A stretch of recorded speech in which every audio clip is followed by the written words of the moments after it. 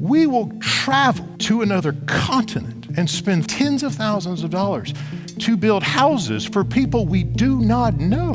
And we don't think twice about sharing a meme that demeans people made in the image of God. It's almost like social media is a love your neighbor free zone, in that you don't have to do it here. Anger gets clicks. Ugly political rhetoric gets clicks. Well, the advertisers want those clicks as much as any of them. And they get rich off our desanctification. And we let them do it. Social media. It's almost like social media is a love your neighbor free zone, in that you don't have to do it here. You can say whatever you want to say behind the veil of a digital persona that isn't really any of us. How easily we get pulled in, clicking comment or share, and we will say things and share things into the ether that we would never utter with our mouths in the room with people we really don't like. Hear me. I don't say this to condemn us, but to plead with the church. The whole church across North America and the world.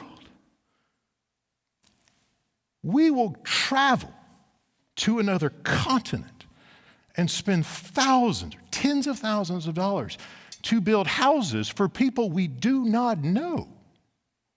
And that is a good, right, and holy thing to do. We're going to keep doing it. And we don't think twice about sharing a meme that demeans people made in the image of God. We don't think twice. And we should. For the sake of the witness of the gospel, we should. What's crazy to me is that the companies, the social media companies, don't even hide the fact that they're trying to bring out the worst in us anymore. Like, if you don't know, Google it. Studies have been done. Everyone now knows, and it's entirely public, that anger gets clicks. Ugly political rhetoric gets clicks. You may get a few views on your kitchen remodel, but if you can tap into that deep anger about that person, whoever they are, well, the advertisers want those clicks as much as any of them. And they get rich off our desanctification. And we let them do it. We talk about the means of grace a lot, don't we? Those instruments that God uses in our lives, normal ways that He sanctifies us, He restores us. The scriptures are a means of grace. He sanctifies us through them. Prayer is a means of grace. Worship is a means of grace. Giving, serving, all of these things are means of grace. They're normal ways that Jesus, in His beautiful, perfect love, shows up and says, I want to reproduce my character in you, my perfect love. I want to fill you with it. Come to the means of grace. Come to the sacraments. Come, gather, pray, do all these things. Well, here's the thing, friends. If there are means of grace, there are also means of destruction. The world is not neutral out there.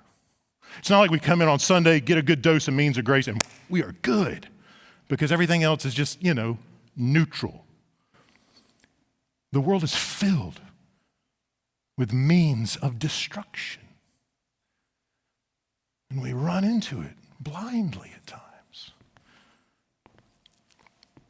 Again, I want you to hear my heart here.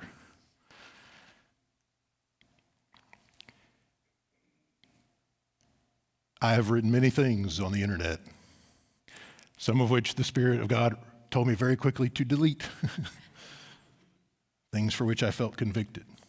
And I'm not advocating a legalistic, everybody out right now kind of thing, though it might be a good Lenten practice, just saying. Imagine what it might do for a church if everybody sort of said, you know what, together we're going to take 40 days and fast from social media. We might just find our sanctification greatly accelerated. Just a thought. The question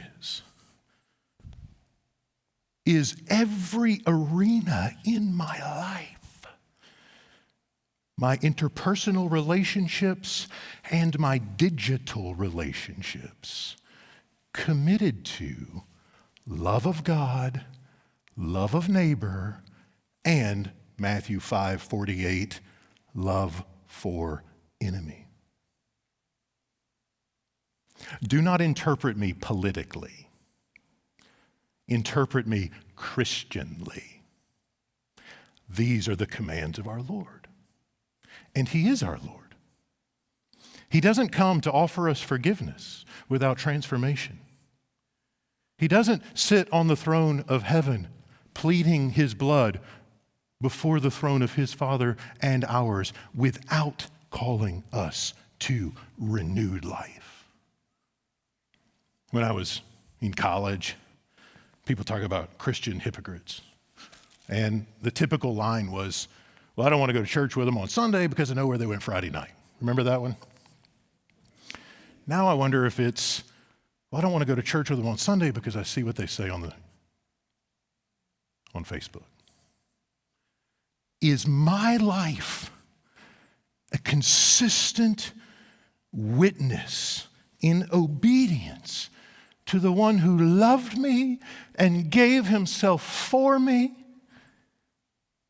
in order to powerfully renovate the wholeness of my being, including on the internet?